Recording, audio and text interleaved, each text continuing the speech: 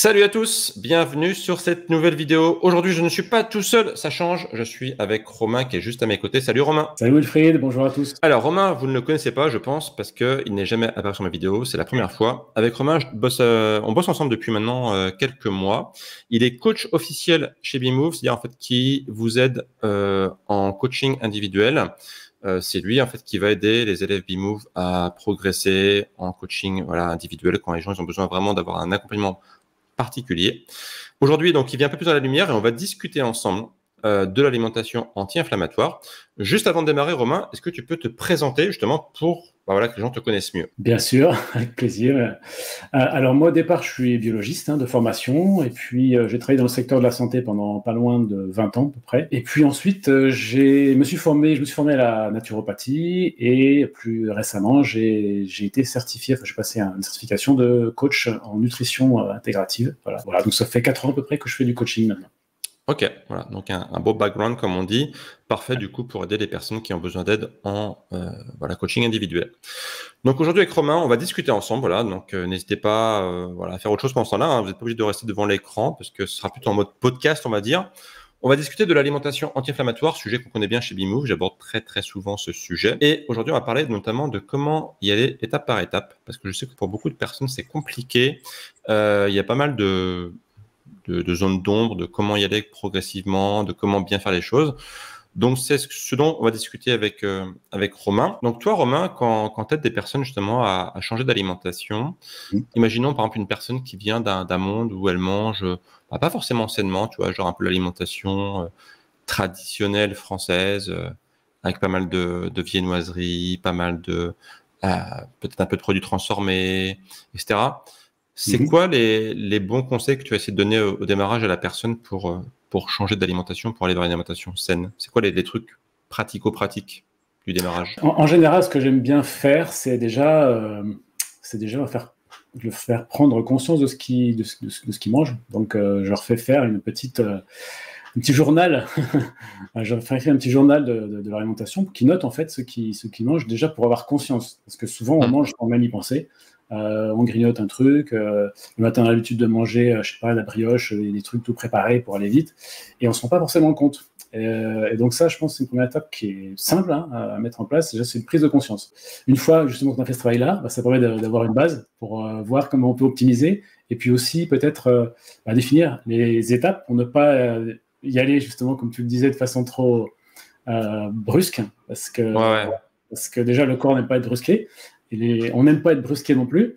Et donc définir des étapes qui soient faciles à mettre en place pour aller vers une alimentation anti-inflammatoire. C'est vrai que si on fait trop de changements d'un coup, en fait, les gens ils vont avoir peur, ils vont trouver que ça va être une montagne à mettre en œuvre et donc ils vont se dire c'est pas pour moi, c'est trop compliqué, j'abandonne. Donc c'est bien effectivement de commencer étape par des petits changements au quotidien. Et j'aime bien effectivement l'idée de noter parce qu'en fait en notant, ça conscientise, ça permet en fait de prendre conscience de ce qu'on mange. Alors toi, moi je le fais notamment pour la méthode hybride, donc la méthode perte de poids de chez BeMove, où on se focus plus sur les glucides. Et les gens en fait souvent ils sont un peu surpris de la quantité énorme de glucides qu'ils mangent au quotidien. En fait, ils se disent, je pense pas que c'était autant, en fait, quoi. Et c'est vrai que le fait de conscientiser ça permet, en fait, tu vois, quand tu regardes sur une semaine, de dire, j'ai mangé, 6 fois de la brioche, 3 fois de la pizza. Et en fait, à la fin, on se dit, waouh, c'est énorme. Souvent, je t'entends parler de personnes, effectivement, de prise de conscience par rapport à la quantité de glucides. Et souvent, j'entends comme une distinction entre le sucre, par exemple, les sucres rapides, les gâteaux, par exemple, souvent c'est ça. J'ai mangé quelques gâteaux, par contre, j'ai mangé des pâtes, donc ça va, j'ai pas mangé trop de glucides. Et oui, parce que les gens, ils ont pas conscience souvent que dans les féculents, en fait, c'est quasiment que des glucides, en fait, quoi. Si on prend une pâte, les pâtes blanches, donc c'est composé d'amidon, et l'amidon en fait ça va être décomposé en glucose tout simplement. Et ça c'est dur à faire comprendre aux gens parce qu'en fait dans l'imaginaire collectif ça reste des bons produits on va dire quoi, notamment ça, pour beaucoup ça reste du sucre lent. Parce que, je sais pas si tu avais vu ça toi à l'école, moi quand je suivais mes cours de biologie, je me souviens d'une prof de biolo justement qui me disait que les pâtes c'est des sucres lents, le pain c'est du sucre lent, et inversement les fruits c'est des sucres rapides. Et en fait il y a eu un switch il y a quelques années avec la notion d'index glycémique notamment qui a fait comprendre qu'en fait on était vraiment dans le faux, en fait, et que c'était l'opposé. Il y a beaucoup d'informations contradictoires et puis aussi de fausses données qui sont bien ancrées dans la culture. Ça vient effectivement d'une part, je pense, de l'évolution de la connaissance, de la science en nutrition, on va dire, parce que c'est vrai que, comme je disais, la notion des glycémiques, c'est une notion qui est assez récente finalement, mais il y a aussi l'influence des grands groupes alimentaires qui vont aussi influencer la communication et qui, notamment pour tout ce qui est céréalier, ont tendance à mettre en avant la qualité de leurs produits. Ah oui, puis eux, leur intérêt, c'est forcément de dire qu'il faut en manger régulièrement. Donc, il y a une sorte de lobbying, on va dire, pro-céréales en disant, voilà, il y a des vitamines, c'est important pour les fibres, nanana, nanana. Bon, c'est faux. Enfin, c'est pas complètement vrai, mais c'est pas complètement faux non plus. Et derrière, en fait, les gens, ils pensent qu'en fait, un mangeur de céréales, du coup, ils vont avoir tout ce qu'il faut et finalement, c'est OK, quoi. Alors que finalement, il faut en manger un peu à l'occasion, pourquoi pas, avec, si possible, sans gluten, mais sinon, il n'y a pas forcément besoin de céréales dans la vie pour rester en bonne santé, quoi. Puis, il y a aussi, je crois, le modèle alimentaire qui est proposé dans la plupart des pays occidentaux et d'ailleurs dans le monde, qui est souvent déséquilibré, qui met en avant la part de glucides, alors que c'est pas la façon la plus saine de s'alimenter et c'est pas effectivement, comme tu disais, le type d'aliment à privilégier quand on veut être en bonne santé, et on peut tout à fait, comme tu disais, se passer de glucides. Après, il y a l'éducation qui est compliquée aussi parce que forcément, nos parents, ils mangeaient d'une certaine façon. On a été éduqués comme ça, le petit déjeuner, le repas du midi, etc. Et au final, c'est dur en fait de se désapprendre en fait notre éducation parentale pour aller vers notre propre alimentation. Parce qu'en fait, forcément, tu vois, quand on était enfant, je sais que moi, mes parents, ma mère, elle faisait souvent des pâtes, pas que, bien sûr, mais souvent. Et au final, quand j'étais ado, c'était comme ça que je mangeais aussi. Je reproduisais un peu les schémas parentaux, quoi. C'est ce qui est normal, en fait. Là-dessus, on peut pas tirer au boulet à canon, mais il faut aussi faire un effort de réapprentissage. Bien sûr, moi aussi j'ai été élevé notamment aux céréales sucrées le matin, aux tartines de pain. Ah ouais. Alors justement, après on va parler du petit-déj justement pour aider les gens à faire transition sur le petit-déj. C'est une bonne façon de faire transition. Mais vas-y, excuse-moi, je te laisse finir. Ouais. Non, vas-y. Non, mais du coup, effectivement, voilà, je pense que tu es passé par là, je suis passé par là, et peut-être qu'aujourd'hui, des gens sont en train de se demander, ok, donc je vais passer à l'alimentation anti-inflammatoire parce que je sais que c'est bon pour ma santé. Commençons par le petit-déj, justement, parce que le petit-déj, c'est souvent la partie compliquée parce qu'on vient d'en parler, on a une éducation, on a des habitudes, on a des schémas, et pour beaucoup de personnes, c'est forcément de la tartine, la fameuse tartine qu'on trempe dans le café, ou dans le bol de lait. Donc justement, on va essayer de construire un petit déjeuner anti-inflammatoire qui n'est pas forcément composé de céréales et pas forcément composé de produits laitiers non plus. Voilà. On peut faire un petit ping-pong si tu veux. On peut donner chacun des idées pour faire des petits déj sains, anti-inflammatoires, et puis ça pourra donner des idées aux gens. Qu'est-ce que tu en penses? Très bien, ça me va. Allez, faisons un petit ping-pong. Vas-y, je te laisse commencer. Qu'est-ce que tu donnerais comme idée pour des personnes qui veulent manger sainement le matin sans forcément aller vers des céréales et du lait? On va dire un truc simple. Si quelqu'un est très sucre le matin et qui a du mal à manger salé, parce que moi je recommanderais plutôt de manger salé le matin, mais bon, quelqu'un qui est très sucre, déjà, et quand on parlait de passer par des étapes intermédiaires, je dirais plutôt que de manger du pain brioché ou du pain de mie, déjà de prendre peut-être un pain complet ou peut-être du sarrasin, des céréales de sarrasin ou des choses en tout cas qui sont complètes et qui ont un indice glycémique plus bas, voilà, qui vont pas faire exploser l'insuline et qui vont pas commencer dès le matin nous dérégler notre organisme. Donc déjà, je commencerai par ça. Et puis après, alors pas de produits laitiers, mais voilà, pour les accros au fromage, je dirais un petit peu de fromage de chèvre, voilà, mais pas, on va éviter le fromage de vache, histoire d'avoir un peu de protéines, avec voilà, moi j'aime bien l'avocat, je trouve que ça pourrait très bien aller avec, et puis voilà, donc là on est un petit peu salé, mais sinon si on veut du sucré, eh bien pourquoi pas du miel d'acacia, voilà.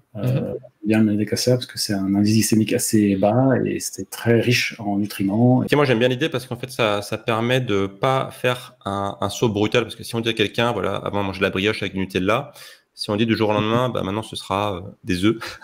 le saut il est juste faramineux, quoi.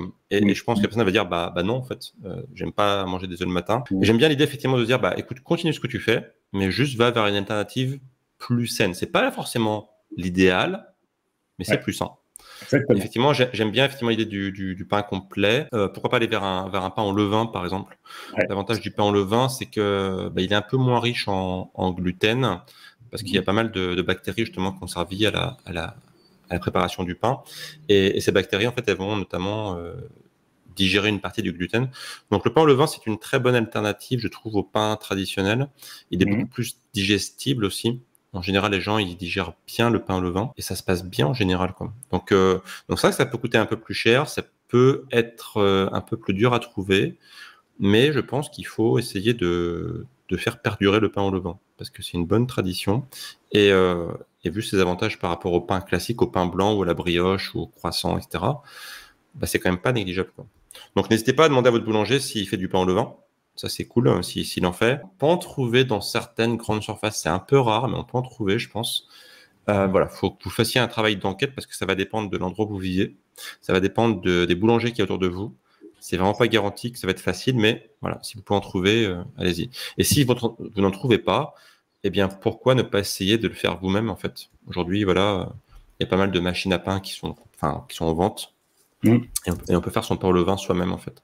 Ça peut être aussi une bonne façon, je trouve, de prendre sa santé en main en disant, voilà, je vais commencer à faire ma bouffe moi-même, en fait. Parce qu'un des gros problèmes aussi de l'alimentation inflammatoire, donc celle qui rend malade, c'est que c'est une alimentation qui a été faite par d'autres personnes, en fait, quoi. On sous-traite l'alimentation. À partir du moment où vous faites votre propre nourriture, ça permet, en fait, d'aller vers un environnement anti-inflammatoire. T'es d'accord, Romain?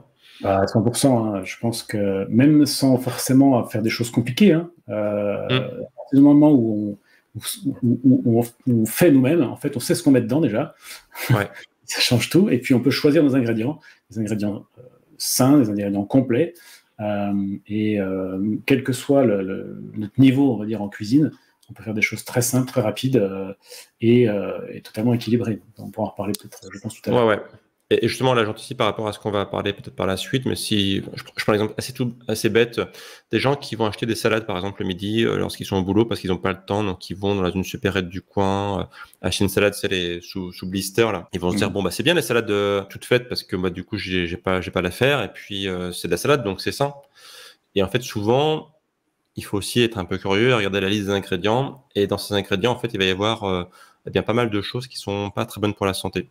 Il va y avoir déjà des conservateurs parce que la salade elle tient pas très bien, en fait, sur le long terme, donc il y a souvent des conservateurs. Exemple tout bête, les sauces qui vont être livrées avec sont des mauvaises sauces en général parce que pareil pour des histoires de coûts, les industriels vont mettre plutôt des produits bas de gamme. Par exemple, pour avoir une sauce qui ressemble à, je sais pas moi, à une sorte de mayonnaise, ça va être que des produits low cost et des produits avec des conservateurs, des produits avec des EXXX dans tous les sens.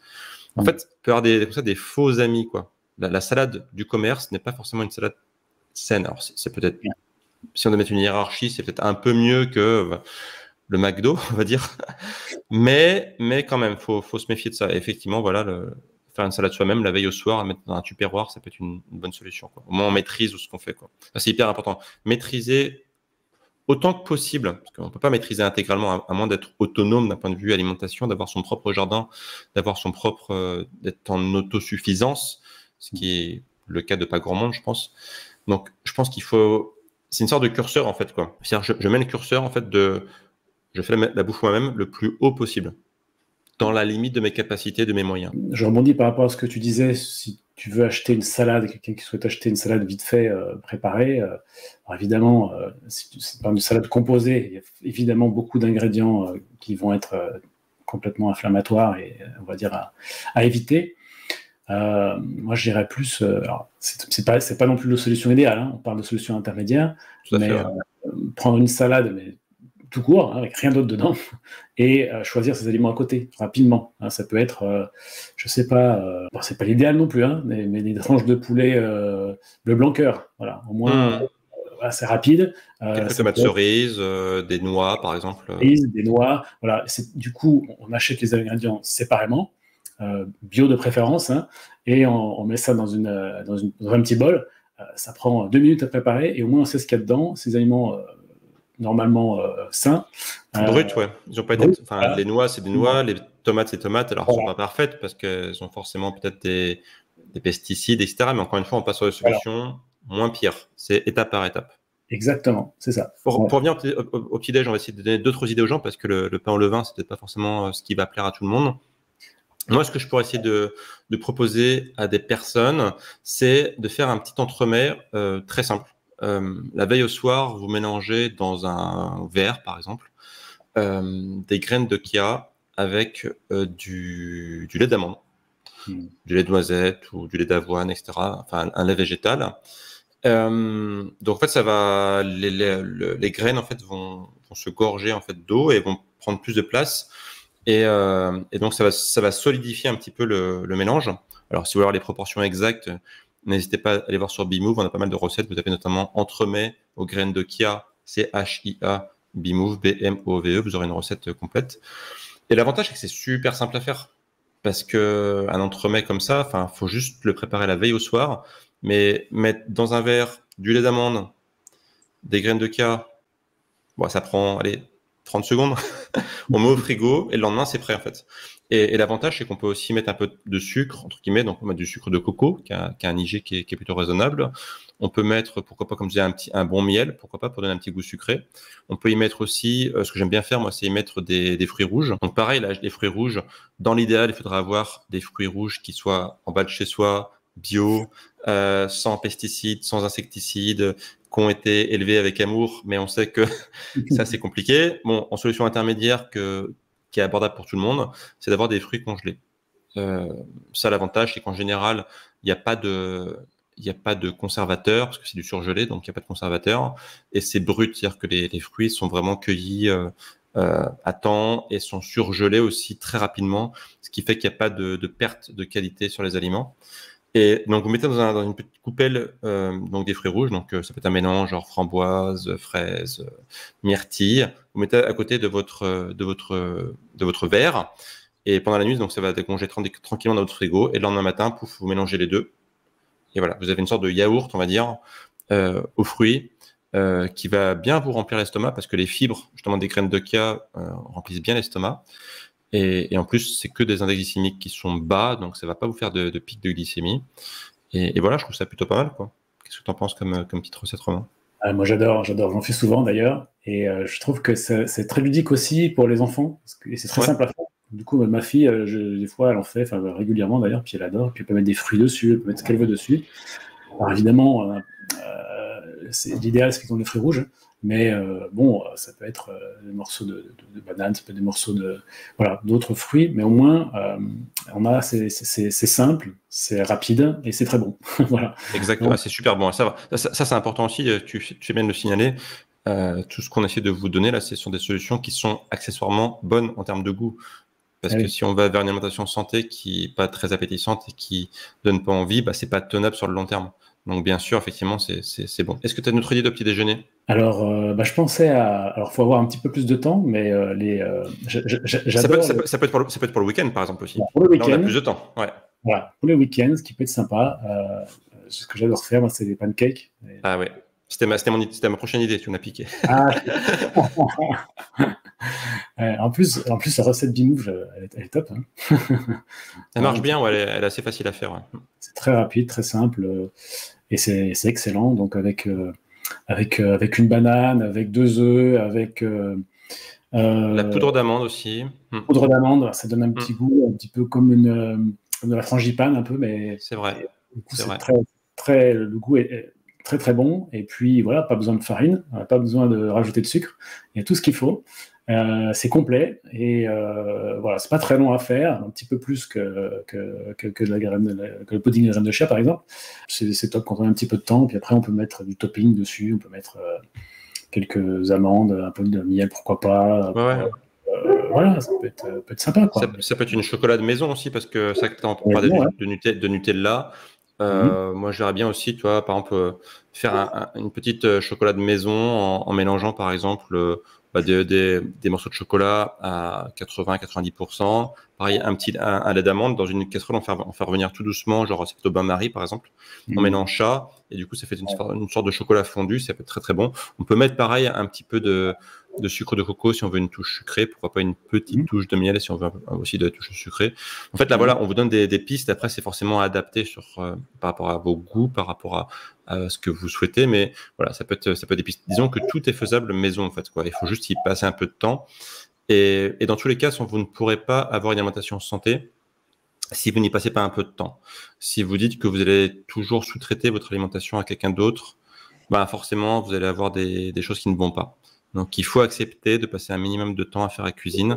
Ça, c'est une base fondamentale. Il faut y prendre aussi du plaisir. Ça, c'est important. Je vais ajouter un truc parce que je pense que le plaisir, il vient naturellement. Parce que moi, déjà, je ne me considère pas aujourd'hui comme un grand cuisinier, hein, loin de là, et je n'aimais pas spécialement prendre du temps pour ça avant. Mais aujourd'hui, même des choses très simples, j'y prends plaisir. Et je pense que ça vient en le faisant, en fait. Voilà, bah oui. En fait, quand on dit prendre soin de soi, ça commence déjà par ce qu'on met dans son assiette, en fait, quoi. Les gens pensent que c'est mettre de la crème sur le visage ou s'inscrire à une salle de sport, mais non, ça commence déjà par maîtriser ce qu'on met dans son assiette. Et ça, c'est fondamental, effectivement. Autre idée pour le petit déjeuner, bah après, ça peut être, je pensais aussi un peu dans le même genre que la pancake, ça peut être des crêpes, par exemple. Des crêpes version B-Move, où pareil, il n'y a pas de lait de vache, il n'y a pas de farine de blé. Il y a une recette notamment avec de la fécule de tapioca. Que j'aime beaucoup, d'ailleurs, ça me donne envie de le refaire parce que ça fait longtemps que je ne l'avais pas fait. Je pense que je vais le refaire cette semaine. Ça fait 30 ans que je n'en ai pas fait. Et c'est pas mal parce que là, pareil, on peut en faire d'avance. On peut les conserver 2-3 jours sans aucun problème. Et le matin, on a la petite crêpe qui nous attend. Et c'est simple. Après, pour les gens qui sont un peu plus avancés, bah là, effectivement, on peut conseiller des œufs. Alors, il y a plusieurs variétés. L'avantage des œufs, c'est qu'il est multiple. Déjà, c'est des bonnes protéines, des bons lipides. Plein de bonnes choses. Il y a pas de glucides dans les œufs. Donc après, moi, pour les gens qui viennent du monde du sucré, il y a une alternative que je donne souvent qui est l'omelette sucrée. L'omelette sucrée, c'est en fait on fait une omelette, mais au lieu de juste faire des œufs purs et simples en omelette, je fais revenir mon omelette avec genre de la banane ou des fruits rouges ou d'autres fruits en fait. Au début, ça surprend un peu les gens, ils disent mais en fait c'est une sorte de pancake que tu fais. Non, c'est bien une omelette, mais c'est des fruits. Et moi j'adore ça, j'en mange très très souvent. Et pareil sur la omelette, on peut mettre des choses un peu sucrées comme du chocolat, donc à 80, de la poudre de chocolat. Ça peut être pourquoi pas un beurre, type beurre d'amande, beurre de cacahuète. Ça peut être des fruits rouges aussi. Enfin voilà, il y a plein. C'est l'avantage de la recette de cuisine, c'est qu'il y a plein de variations et que tous les goûts peuvent y trouver leur compte. C'est très rapide à faire en plus. Ouais, ça prend littéralement les 5-10 minutes grand maximum. Ça permet de découvrir de nouvelles sensations parce que c'est vrai qu'on n'est pas habitué à manger des omelettes sucrées. Donc, Exactement. Voilà, après, donc il y a plein d'autres idées. On vous mettra d'autres ressources si vous voulez dans la description de la vidéo parce que là, on va pas faire 1 heure sur le petit déjeuner, mais c'est un peu le principe. Donc ensuite, pour le repas du midi, on vous a donné un peu des pistes avec la salade, la faire maison. Après, en fait, sur le repas du midi, je veux dire, il n'y a pas forcément tant de choses compliquées que ça. Si vous voulez juste prendre des idées de base, dites-vous que essayez de vous rapprocher le plus possible de l'alimentation méditerranéenne, c'est-à-dire une bonne base de légumes, des bonnes protéines avec, ça peut être du poulet, comme tu disais tout à l'heure, en version bleu blanc cœur pour avoir des oméga 3. Ça peut être des sardines en boîte à l'huile d'olive. Ça, c'est une très très bonne solution aussi parce que les sardines, l'avantage c'est que ça coûte pas cher. C'est riche en protéines. C'est riche en bons gras, notamment oméga 3. C'est d'ailleurs un des aliments qui contient le plus d'oméga 3. D'origine d'animal, donc EPA, DHA, ça c'est top. Et puis voilà, il n'y a pas de cuisine à faire, quoi. Si on ouvre la boîte, on met dans l'assiette. Je veux dire, est-ce qu'il y a plus simple et plus sain comme aliment? Je sais pas, hein. À part l'œuf peut-être. C'est l'aliment magique un peu. Hein. Je trouve que c'est hyper pratique. Moi, j'en ai toujours plein à la maison. Pareil. On n'a pas le temps. On ouvre une petite boîte et voilà. C'est hyper simple à manger, hyper simple à préparer. Et voilà, c'est effectivement, comme tu disais, une des meilleures sources d'oméga 3. Donc, excellente source de protéines et pratique. Donc, je pense que c'est... Il y a le chien qui est derrière qui est d'accord aussi. Hein. Ouais. C'est ton voisin, non, qui a un chien? Mon voisin, oui. Ah. Je suis désolé. Bah, écoute, tu lui feras une caresse de notre part. Donc, ouais, pour le midi, donc légumes. Alors, ça peut être légumes en mode crudité, ça peut être légumes cuits aussi. Hein. Souvent, on me demande est-ce qu'il faut privilégier le cru ou le cuit. Moi, je suis plutôt d'avis d'avoir une bonne balance entre les deux, en fait, de mélanger à la fois le cru et le cuit. Les deux ont des avantages. Alors, je dirais pas inconvénients, mais voilà, je pense que c'est bien d'avoir les deux, notamment notamment pour le microbiote intestinal, pour qu'il ait une variété d'aliments. Certaines personnes ont du mal à digérer certains légumes. Dans ce cas-là, les faire cuire à faible température, ça peut être une bonne solution. Voilà. Donc, quel est ton avis toi, sur la cuisson des légumes, Romain? Alors, les légumes cuits, moi, je suis pour, hein, parce qu'effectivement, pour améliorer la digestibilité de certains légumes, surtout pour des personnes qui ont des problèmes digestifs. Mais par contre, plutôt cuisson à feu, enfin, cuisson douce, idéalement cuisson vapeur, voilà, plutôt que de les griller. Mais bon. Ouais. Il faut pas qu'il y ait le petit noir qui apparaît sur les légumes, sinon voilà. C'est foutu, voilà. Quoi. Le légume, il est mort, quoi, on va dire. Quoi. C'est ça le problème.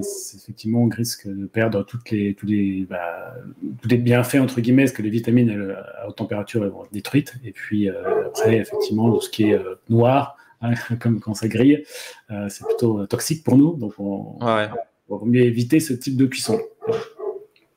Ok. On est d'accord, effectivement. Surtout pas voilà, cuisson à bonne température, pas trop chaud, et puis pas aller jusqu'à ce que le noir apparaisse, effectivement. Après, pour les protéines, donc du coup, on disait sardines, ça peut être de nouveau les œufs. Les œufs ne donnent pas de cholestérol, donc ne paniquez pas. Si vous avez déjà mangé le matin, c'est pas grave, manger une deuxième fois dans la journée. S'ils sont de bonne qualité, notamment, donc bleu blanc cœur, effectivement, ou bio, ou les deux si on peut. Après, ça peut être effectivement, comme tu disais aussi, très bien du poulet, pourquoi pas la viande blanche, très très bien. Si possible, là aussi, bleu blanc cœur, c'est un peu plus dur à trouver, la viande de poulet bleu blanc cœur, mais on peut en trouver. Ouais. Alors, sans faire de pub, parce que là, c'est pas du tout sponsorisé par qui que ce soit, mais parce que beaucoup de personnes m'ont dit que dans les magasins U, on trouvait assez souvent des produits bleu blanc cœur. Voilà, donc moi, je suis pas forcément client chez eux, hein, mais objectivement, voilà, c'est ce qu'on m'a dit, c'est ce que les retours des gens me faisaient, c'est que on peut y trouver pas mal de viande, notamment même de la viande de porc bleu blanc cœur. Donc, n'hésitez pas à aller faire un petit tour chez vous si vous avez un magasin U pour retrouver de la viande de bonne qualité. Oui, Intermarché aussi, ils en ont pas mal. Intermarché aussi, voilà. Mais il y en a à côté de chez moi et du coup. Eh ben parfait, voilà. Donc, en fait, c'est pas de la pub, c'est juste on vous dit voilà où on peut en trouver sans trop galérer. Quoi. Après, ça peut être aussi des sources de protéines végétales. Ça peut être alors, du quinoa, par exemple. Quinoa qui est un très bon. Alors c'est pas un féculent, c'est une graine d'une fleur en fait le quinoa. Mais l'avantage du quinoa, c'est qu'il a notamment l'ensemble des acides aminés essentiels. Donc ça c'est plutôt super intéressant. C'est facile à cuisiner, pareil. Il y a plein de versions pour le cuisiner, il y a plein de versions pour l'agrémenter. Le quinoa, pour moi, c'est aussi un peu magique parce que c'est simple en fait. Enfin, moi, je mets un verre de quinoa, 2 verres d'eau dans ma casserole, terminé. Tu laisses jusqu'à temps que l'eau c'est parti et puis voilà, c'est prêt. C'est pas plus simple, quoi. Pas plus compliqué. Carrément. Sarrasin aussi, je trouve ça sympa. Sarrasin, c'est top, ouais. Ouais, ça c'est pareil. Et pareil, le sarrasin, c'est pas un féculent, c'est une fleur en fait, le sarrasin, petite fleur blanche. Famille des pseudo-céréales, comme on dit. Mais... Exactement, voilà. Riche en protéines. Donc, exactement, ouais, pareil, on a tout le spectre d'acides aminés dans le sarrasin, donc c'est top. Ouais. Et d'ailleurs, pour le sarrasin, une version que je conseille souvent, c'est... Alors, moi qui suis originaire de l'ouest de la France, donc de Nantes, donc côté plutôt Bretagne, nous, on appelle ça des galettes. En fait, les galettes de sarrasin, c'est tout simplement en fait, du sarrasin avec de l'eau et un œuf. Donc, pareil, il y a la recette sur Bimove. Vous tapez galette sarrasin Bimove sur Google. Vous trouvez la recette et c'est top parce que c'est pareil, c'est pas compliqué à faire. Et ça permet en fait de faire plein de choses. On peut y mettre plein de toppings, je sais plus comment on dit, pour agrémenter, je sais plus comment on dit en français. C'est pareil, je pense souvent le mot en anglais, c'est pour mettre sur la galette, en fait, tu mets tout ce que tu veux. Ouais. Et ça, c'est top. Tu peux mettre de la viande, des tomates, des oignons, un peu de fromage de chèvre, etc. Ouais, c'est clair. J'aime bien ça. En plus, ma femme est bretonne, donc du coup, Très bien. Du coup, donc voilà. Ça se marie très bien. Exactement, ouais. Donc ça, c'est pour le midi. Pour le soir, ma foi, il n'y a pas forcément beaucoup plus de différence, j'ai envie de dire. Pourquoi pas, à la rigueur, y incorporer du riz basmati. Ça peut être une bonne solution. Moi, souvent, pour le riz, je conseille le riz basmati complet bio. Alors, ça fait beaucoup de contraintes. Donc, basmati parce que indice glycémique réduit. Complet parce qu'il y a les fibres, donc ça réduit encore l'indice glycémique. Et bio parce que qui dit qu'il y a les fibres dit qu'on a le son du riz, donc ce qui est exposé en fait à l'extérieur. Et donc, il vaut mieux le prendre en version bio pour pas avoir les pesticides. C'est un peu dur à trouver, mais on en trouve. Je sais pas si tu as déjà trouvé, toi, Romain, par chez toi. Oui, bah après, j'en trouve au magasin bio. En général, j'achète là. Par contre, je pense que dans une démarche progressive, déjà, acheter du riz basmati, même blanc, c'est déjà pas mal. Oui, tout à fait. D'ailleurs, j'ai encore chez moi du riz basmati classique, non complet, non bio, parce que ça sert clairement à l'occasion, quoi.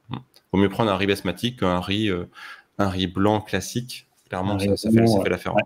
Ah ouais, c'est clair. En termes d'indice glycémique, c'est parce que le problème du riz basmati complet bio, c'est qu'il est très long à cuire. C'est l'inconvénient, ouais. Voilà, après pour le soir, rien de spécial. Je ne sais pas si tu as des idées pour le soir en particulier, mais souvent, moi je dis, ça peut être comme le repas du midi. Pourquoi pas, à la rigueur, y aller un peu plus léger. Je sais que le soir, moi je mange plus léger pour pas avoir une grosse digestion. Mes gros repas sont plutôt centrés sur le midi en général et le soir un peu plus léger. Alors, en général, c'est pareil pour moi, mais parfois je privilégie, parce que parfois le midi, selon en fait l'énergie dont j'ai besoin après manger, je vais faire un repas plus léger. Ok. Voilà. Ça dépend aussi à quel moment tu fais du sport aussi, quoi. Exactement. Voilà. Donc du coup, je vais manger un petit peu plus ce soir, mais comme je mange assez tôt, et que je mange pas non plus énormément, ça me pose pas de problème de digestion ni d'endormissement. Et je pense que aussi manger par exemple du riz basmati comme tu le disais ou du quinoa ou en tout cas des pseudo-céréales le soir, en tout cas un petit peu plus de glucides le soir, je trouve que ça peut aider à l'endormissement. Oui. Donc du coup c'est pas mal d'en manger le soir et peut-être le midi de manger plutôt légumes crus ou cuits. Cru ou cuit. Cru. Petit virlang. On s'entraîne à l'addiction. Ouais, je suis d'accord. C'est que le soir, manger des bonnes sources de glucides, c'est pas forcément une mauvaise idée. Ça permet de favoriser la sécrétion. Enfin, ça apporte du tryptophane, qui lui-même, du coup, est un précurseur à la mélatonine. Donc, ça peut aider. Plutôt pas idée, notamment pour les personnes qui ont des petits soucis d'endormissement, ça peut être un petit plus. Ok. Après, pour les encas, parce que souvent les gens aussi, des fois, ils peuvent avoir un besoin d'encas. Alors, déjà, oui, effectivement, moi, je suis pas un grand fan des encas parce que manger tout le temps, c'est pas forcément quelque chose que j'encourage. Néanmoins, pour les personnes, par exemple, qui font le jeûne intermittent, moi, ce que je leur dis souvent, c'est que pour pas se mettre en déficit calorique, ça peut être de transposer, alors pas forcément l'équivalent, mais au moins de mettre un petit encas l'après-midi, par exemple, pour essayer d'avoir un bon bilan calorique. Et après, pour les encas, du coup, il y a plein d'idées là aussi. C'est fou le nombre d'idées qu'il y a. Ça peut être fruits, ça peut être des oléagineux, comme on dit tout à l'heure, noisettes, pistaches, amandes, etc. Ça peut être du chocolat à 90%, ou 80%. Alors, là, je pense que tu as couvert pas mal de... Merde, j'ai grillé le truc. Non, mais bon, déjà, je pense qu'un truc qui est bien pour vraiment, effectivement, comme tu le disais, quand on a faim et pour pas sauter sur la première viennoiserie qui passe, c'est toujours d'avoir quelques oléagineux avec nous. Moi, j'ai toujours un petit peu d'oléagineux.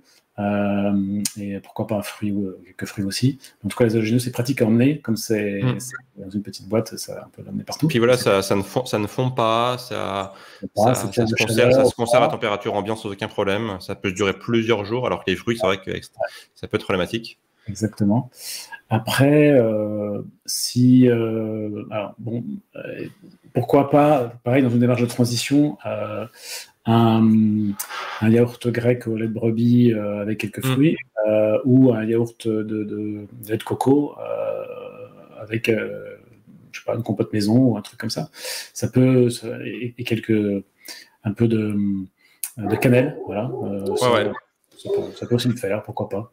Et d'ailleurs, le yaourt grec, c'est plutôt une bonne idée, je trouve, parce qu'effectivement, c'est pas parfait, encore une fois. C'est vraiment pour aider les gens qui veulent y aller étape par étape. Mais l'avantage du yaourt grec, donc, c'est que déjà, c'est bon. et en plus, il y a de mémoire, je crois qu'il y a très très peu de lactose dedans. Il y a quasiment pas de lactose.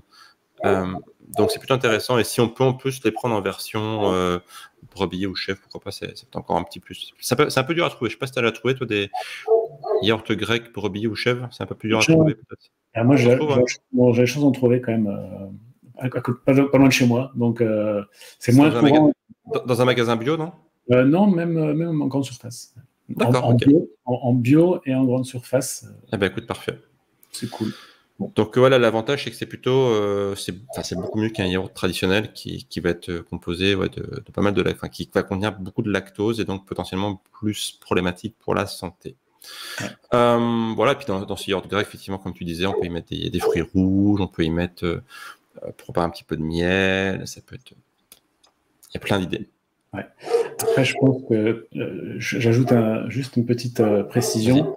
Je pense que tu seras d'accord avec moi, mais je pense que si on a faim avant une séance de sport, ça peut être intéressant de manger des fruits, par exemple, qui nous apportent un petit pic de glycémie, un petit peu de sucre, un petit peu de sucre, qu'on va vite consommer parce qu'on va avoir besoin pour notre séance de sport. Ça va nous donner un coup de boost.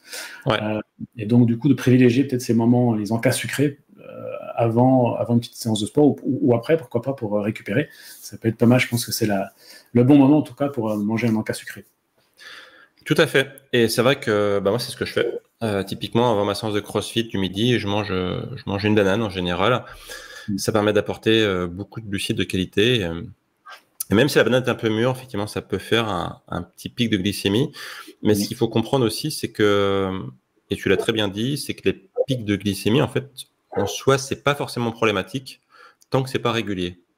En fait, les gens, ils ont peut-être tendance à croire que les pics de glycémie, c'est mauvais pour la santé, mais c'est les pics de glycémie à répétition. Si vous en faites genre le matin, parce que vous mangez un petit déj sucré, quand vous arrivez au boulot, vous reprenez une viennoiserie, donc pouf, ou un encas, pouf, repic de glycémie, le midi parce que vous mangez des pâtes ou des frites, pour le goûter, pour le soir, en fait, et votre journée en fait entière, vous le passez en fait en mode glycémie haute. Là, c'est très problématique. Mais un pic de glycémie dans la journée, mais heureusement que c'est pas problématique, sinon l'humanité serait plus là pour en parler, quoi. Donc, il faut pas diaboliser les pics de glycémie, il faut diaboliser les pics de glycémie à répétition. C'est comme beaucoup de choses, hein.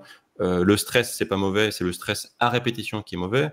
L'inflammation, c'est pas mauvais, c'est l'inflammation à répétition qui est mauvaise. Eh bien, les pics de glycémie, c'est pareil. Donc, effectivement, et d'ailleurs, pour ceux qui font un peu des sports de force comme moi, les pics de glycémie peuvent avoir un intérêt parce que ça va aider notamment, l'insuline est une hormone qui va plutôt aider à l'anabolisme en apportant les micronutriments justement dans les muscles. Donc, pour ceux qui font des sports de force, avoir un pic de glycémie avant ou après la séance de sport, c'est plutôt une bonne chose. Oui, carrément, ça aide effectivement à améliorer ses performances. Même une séance de sport quand on a faim, c'est pas l'idéal, c'est pas là où on est le plus productif. Et puis aussi récupérer plus rapidement. Donc, exactement. Après, ça dépend aussi le type de sport qu'on fait. Enfin, je sais que moi, pratiquant du CrossFit, j'ai besoin j'ai beaucoup de choses explosives. Donc là, j'ai besoin d'avoir une énergie qui est tout de suite disponible. Et souvent, quand on tire l'énergie du gras, c'est plutôt une énergie qui est lente, on va dire, pour un peu schématiser. Et alors que les sucres, eux, vont apporter une énergie qui va être très rapide. Et c'est vrai que dans ces cas-là, ça fait sens de prendre un fruit à IG élevé avant une séance de sport. Mais voilà, si après vous avez juste prévu de faire de la marche à pied, par exemple, faire, je sais pas, 1 heure de marche à pied, dans ce cas, c'est pas forcément nécessaire d'avoir un fruit à IG élevé. Ça peut être une pomme, ça peut être ce que vous voulez. Voilà, c'est le fruit à IG élevé fait vraiment sens pour les personnes qui font des sports explosifs et ou des sports de force, quoi. Ouais, tout à fait. Séance de musculation aussi, par exemple. Tout à fait, complètement. Je pense qu'on a pas mal couvert de points pour aider les gens à faire un premier pas. Alors après, forcément, c'est un premier pas. Après, on n'est pas allé vers l'alimentation parfaite. Mais déjà, vous avez beaucoup de choses pour vous aider. Alors, 2-3 petites choses. Si déjà vous souhaitez que Romain vous aide en coaching individuel, on vous mettra le lien soit description de la vidéo pour que vous puissiez réserver un spot de coaching avec Romain. Donc, vous voyez, en fait, Romain, on est d'accord presque sur tout. Vous voyez, sur la vidéo, en fait, et on sait même pas, on n'avait rien préparé. Hein, on se l'avoue, Romain, on s'est dit, on n'a pas préparé la vidéo. On était à l'arrache. On s'est dit, je ferai bien une vidéo avec toi. Du coup, on n'a rien préparé. Et en fait, on a vu qu'on était d'accord sur quasiment tout, en fait, même sur tout. Donc, vous voyez, si vous bossez avec Romain en coaching individuel, eh bien, vous aurez un peu le moi, mais version version Romain, quoi. Donc là-dessus, ne vous inquiétez pas. Romain, il saura vraiment vous guider étape par étape pour vous aider à retrouver la pleine santé, à passer l'alimentation anti-inflammatoire, à vous aider dans votre perte de poids aussi. Bref, voilà, il couvre beaucoup de sujets, comme vous avez vu dans ses compétences.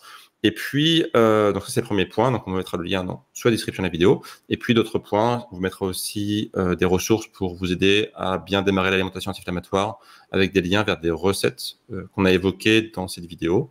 Voilà, donc on mettra toutes les ressources dans la description de la vidéo. Est-ce que tu as un petit mot de la fin, Romain, toi, pour aider les gens justement à passer à l'alimentation anti-inflammatoire pour une première étape? Ce que je pourrais dire, c'est effectivement déjà d'essayer de voir ce qui semble possible par rapport qu'est-ce qui serait pas trop compliqué pour vous de changer, quel serait le premier pas le plus simple à faire pour vous, parce que c'est pas du tout rien, hein, au contraire, hein, je pense que ce sera beaucoup plus efficace et c'est beaucoup plus efficace d'y aller par étapes. Après, pour certaines personnes, effectivement, on préfère aller à fond direct, hein, ça dépend des caractères, mais souvent, par des gens, c'est un premier pas. Et ce premier pas, même s'il n'est pas parfait, faut l'accepter et ensuite on fait un second pas et on avance, voilà, vers une alimentation anti-inflammatoire et du coup vers une meilleure santé. Donc ça, ce serait effectivement, je pense, quelque chose Voilà. un premier message. Et puis après, si tu permets, Wilfried, j'aimerais juste ajouter un truc. C'est que je pense que ce qui est intéressant aussi, notamment, là on n'a parlé que d'alimentation, mais il y a aussi pas mal de choses à voir autour, hein, puisqu'on on est d'accord tous les deux sur une approche holistique, hein, de la santé. Donc je pense qu'en coaching, c'est des choses aussi qu'on va voir, c'est tout ce qu'il y a autour de l'alimentation. Il n'y a pas que ça, parce que voilà, il peut y avoir d'autres choses, notamment le stress, le manque de sommeil, et un tas de choses qui sont importantes aussi par rapport à l'inflammation, parce qu'on parle d'inflammation aujourd'hui, et aussi la santé en général. L'activité physique aussi, effectivement, comment bien s'y remettre. Et oui, parce qu'effectivement, l'alimentation, on parle beaucoup d'alimentation anti-inflammatoire, mais on devrait plutôt parler de style de vie anti-inflammatoire. Ouais. Mais sauf qu'effectivement, on parle beaucoup plus d'alimentation. Mais l'exemple qu'on pourra donner, c'est la mélatonine, du coup, l'hormone du sommeil, qui est extrêmement anti-inflammatoire. C'est une des substances les plus anti-inflammatoires du corps, mais le problème, c'est que quand vous avez un sommeil de mauvaise qualité, la mélatonine, du coup, elle chute, elle remonte, elle ne fait pas son taf comme il faut. Et donc, au final, ça peut avoir des effets délétères sur le corps. Donc, effectivement, l'inflammation, c'est pas que la partie alimentation. Et donc, si vous souhaitez justement travailler avec Romain, on vous mettra le lien dans la description de la vidéo. Merci beaucoup, Romain. En tout cas, c'était super intéressant cette discussion. On en fera sûrement d'autres dans l'avenir. Alors, dites-nous dans les commentaires si vous souhaitez qu'on fasse d'autres vidéos avec Romain. Merci. Et on se voit du coup très bientôt pour justement de prochaines vidéos. Salut Romain, à bientôt. Salut, à bientôt.